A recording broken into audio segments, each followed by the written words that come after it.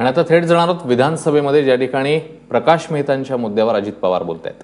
टिंबा मिरवण्याचं काम हे भारतीय जनता पक्षाचं सरकार त्या ठिकाणी करतंय.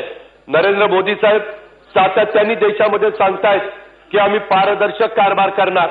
जर खरोखरीच तसा पद्धतीचा कारभार राज्यामध्ये देखील व्हायचा असेल तर आजच्या आज प्रकाश मेहतांचा राजीनामा त्या ठिकाणी घेतला गेला पाहिजे आणि विरोधी पक्ष नेत्यांनी अधिकची जी माहिती दिलेली आहे आणि ती कुणाच्या अध्यक्षतेखाली चौकशी करायची तेही सभागृहाला त्या ठिकाणी कळलं पाहिजे.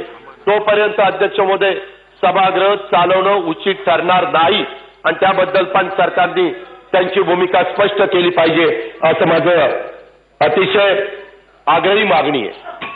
सन्मान्य विरोधी पक्ष नेते अध्यक्ष महोदय, आपला देतो संधी. सन्मान्य अजितदादांनी अध्यक्ष दोन मुद्दे मांडले.